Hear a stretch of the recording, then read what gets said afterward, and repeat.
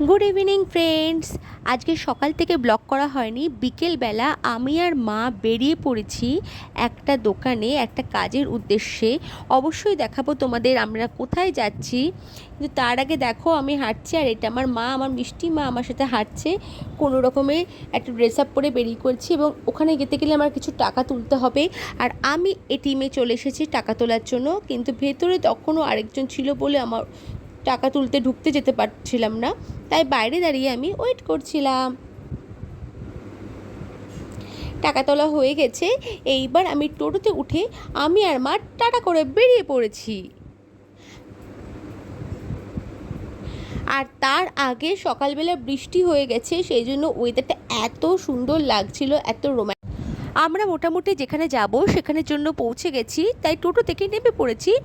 এইবার যে দোকানটাতে যাব যে কাজের জন্য, সেই জায়গাটা আমি খুঁজে পাচ্ছিলাম না, তাই খুঁজে খুঁজে দেখছিলাম। ছোট ছোট বাড়ি আছে। অ্যাকচুয়ালি এটা একটা এমন জায়গা যেখানে নিজে বসে শ্যাকরা জিনিসগুলো তৈরি করে দেয়। তো মায়ের একটা জিনিস ভেঙে গেছিলো, তো আমি ওখানে বসিয়ে জিনিসটাকে তৈরি করে নিয়ে আসবো, আর ওটা তোমাদের সঙ্গে অবশ্যই শেয়ার করব। দেখো ভালো লাগবে কি করে সমস্ত সোনার উপর কাজকর্ম হয়। ছোট্ট দোকান এগুলো। এই যে আমি ঢুকে গেছি ছোট্ট দোকান, আর কারেন্ট অফ ছিল তখন। গিয়ে দেখি এই বাবা কারেন্ট অফ। যিনি শ্যাকরা ওনাকে বললাম জিনিসটা করে দিতে, উনি তো এই অন্ধকারের মধ্যে কি করে করবেন, সেই জন্য প্রদীপ মোমবাতি জ্বালিয়ে উনি ব্যবস্থা করছিলেন, আর অনেক কষ্ট করে অন্ধকারে করার চেষ্টা করছিলেন।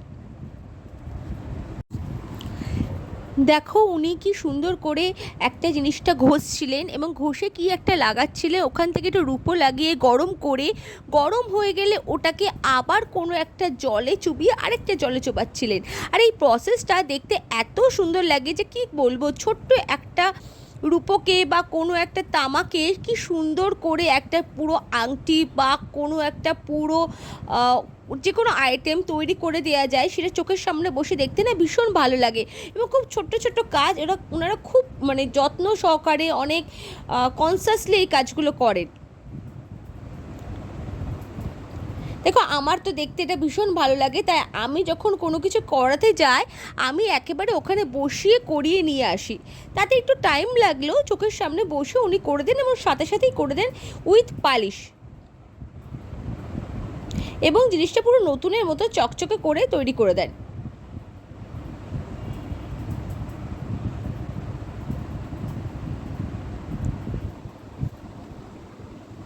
আর দেখো কি মজা, এখন কারেন্ট এসে গেছে, আর কারেন্ট এসে গেলে ভালো করে সমস্ত জায়গাটা অনেক সুন্দর করে দেখানো যায় বা দেখতে পাওয়া যায়।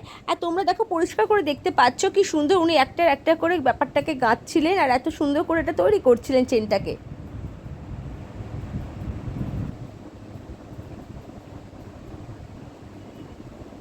আর ইনি এই একটা জিনিস, এটাতে ওই রূপোটাকে না ওটাকে আলতো করে অনেক চিপটে একটা পাতের মতো তৈরি করে। এই জিনিসটাকে তো প্রথমে দেখে আমি ভেবেছিলাম ও বাবা কী রকম একটা দেখতে, কিন্তু এইটাকে ওরা একটা সোনার একটা টুকরো বা রূপোর টুকরোটাকে পাতের আকারে ট্রান্সফার করে সেটাকে দিয়ে ওরা কাজ করে, এবং খুব সুন্দর দেখতেও লাগে।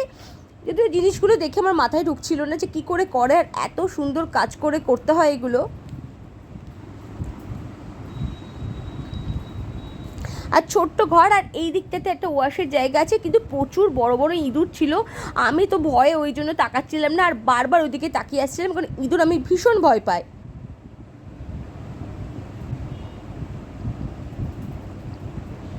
আর যেহেতু ফ্যান বন্ধ করে কাজ করছিল, তাই আমার প্রচণ্ড গরম লাগছিল।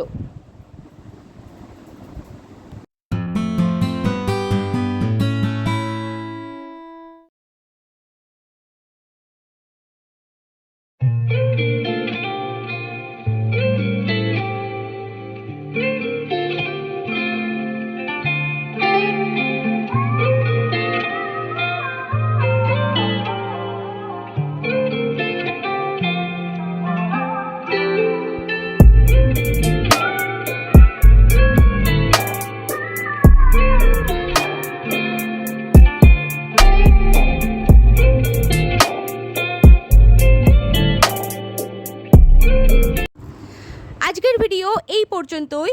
আগামীকাল নতুন নতুন ভিডিও নিয়ে আসবো আপনাদের সামনে। আর অবশ্যই আপনারা পাশে থাকবেন, আমি অত্রিমা চ্যাটার্জি আপনাদের সাথে। আর দেখতে থাকুন রোজ নামচা, আর সাবস্ক্রাইব করতে একদম ভুলবেন না।